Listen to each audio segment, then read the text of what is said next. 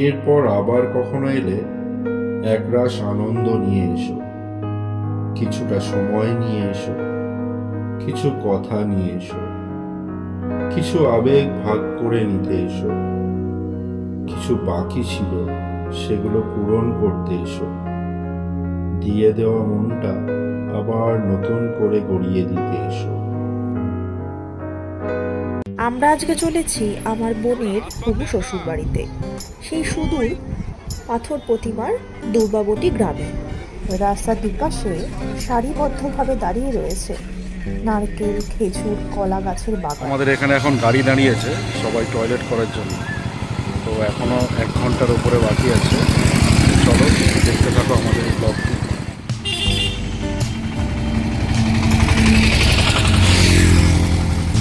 কেমন লাগছে বলো?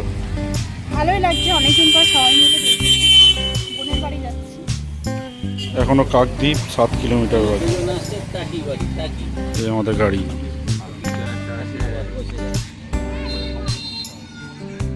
রাস্তার দুপাশের প্রাকৃতিক সৌন্দর্য দেখতে দেখতে আমরা অবশেষে পৌঁছে গেলাম কাকদ্বীপ বাজার। রাস্তার পাশে চোখে পড়ল মা কালীর মন্দির।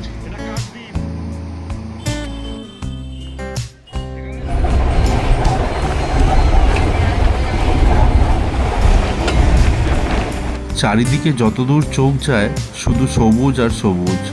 আমরা এই সবুজের বুক চিরে চললাম আমাদের গন্তব্যের উদ্দেশ্যে।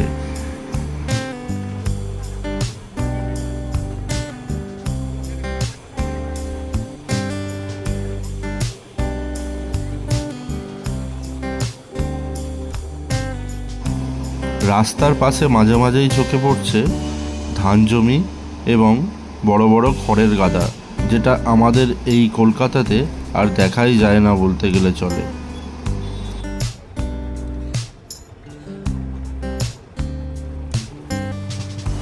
রাস্তার দুপাশের প্রাকৃতিক সৌন্দর্য দেখতে দেখতে আমরা অবশেষে পৌঁছে গেলাম আমাদের গন্তব্যে।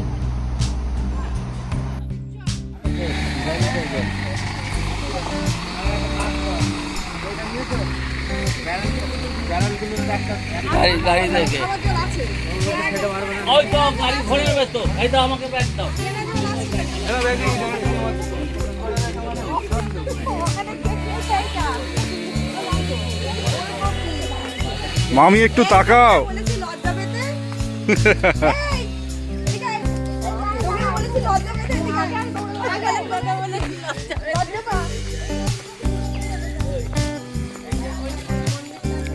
এই চলে এসছি। কোন বাড়িটা রে?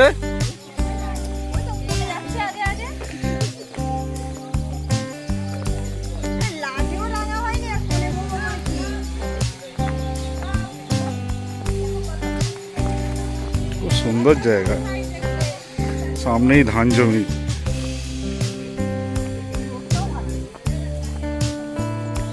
পুকুর, বাঁশ গাছ। কেমন লাগছে পায়েল? হ্যাঁ, ধান গাছ হয়েছে, ছোট ধান গাছ। কেমন লাগছে বলো?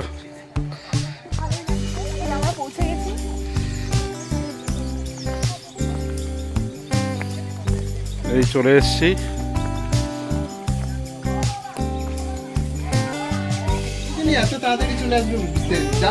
আমি তোমার ক্যামেরাম্যানের কাজটা করে দিচ্ছি কিন্তু।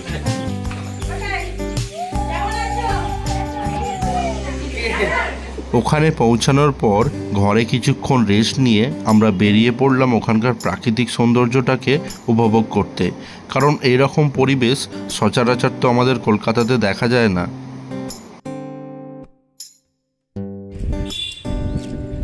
খড়ের গাদা,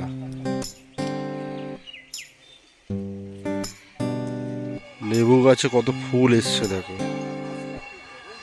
মৌমাছি দেখো এখানে, ডাজমৌ। দূরে দেখতে পাচ্ছ পানের বরজ।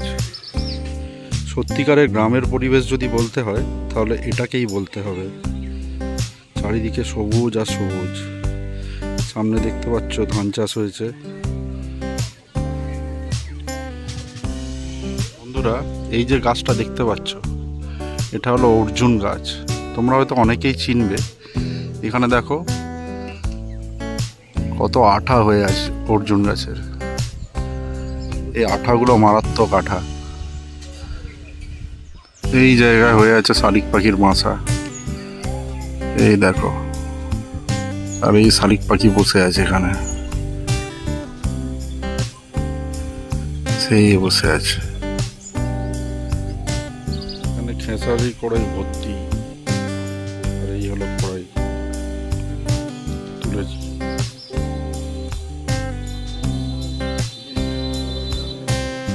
এখান থেকে কিছুটা দূরেই রয়েছে নদী, আর আমরা এখন যাব তারই উদ্দেশ্যে।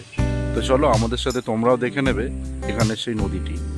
সকালবেলা এসে আমরা শুনেছিলাম এখানে কাছাকাছিই রয়েছে একটি নদী, তাই দুপুরবেলা খাওয়া দাওয়া করার পর খানিকক্ষণ রেস্ট নিয়ে বেরিয়ে পড়লাম সেই নদীর উদ্দেশ্যে। আর এইখানকার পরিবেশটা এতটাই সুন্দর, কারোর যদি মন খারাপ থাকে আমি গ্যারান্টি দিয়ে বলছি অনায়াসে তার মন এক মুহূর্তেই ভালো হয়ে যাবে।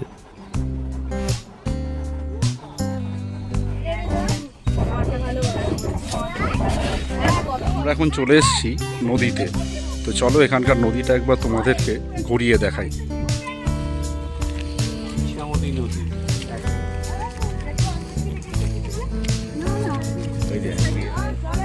সেখানে সবাই এখন ফটো তুলতে ব্যস্ত।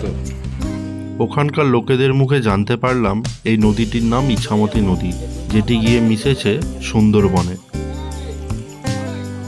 আর এই নৌকাটা দেখতে পাচ্ছ, এটাতে করে কাঁকড়া ধরতে যায়। এই জায়গাটা হচ্ছে পন্ডা বাজারের ঘাট। আর এই যে নদীটা, এই নদীটা সুন্দরবনে গিয়ে মিশেছে।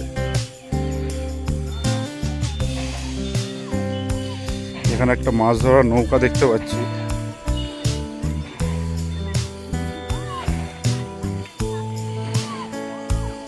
এই দেখো নৌকা গাছের সাথে বাঁধা রয়েছে।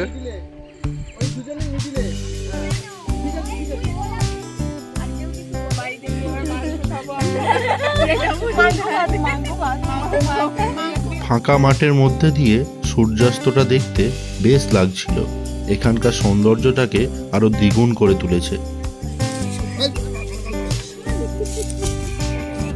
অবশেষে আমরা বেরিয়ে পড়লাম আমাদের বাড়ির উদ্দেশ্যে। আবার জানি না কবে যাব, তবে যদি যাই আরো সুন্দর করে ভিডিও করার ইচ্ছা আছে, আর সেটা তোমাদের সাথে শেয়ার করার ইচ্ছাটাও রইল। তো বন্ধুরা, আমাদের এই ভিডিওটি তোমাদের কেমন লাগলো অবশ্যই জানিও। ভালো লাগলে লাইক ও শেয়ার করে দিও। আর এই ধরনের ভিডিও দেখতে হলে আমাদের চ্যানেলটিকে অবশ্যই সাবস্ক্রাইব করে রেখো। তাহলে দেখা হচ্ছে পরের ভিডিওতে।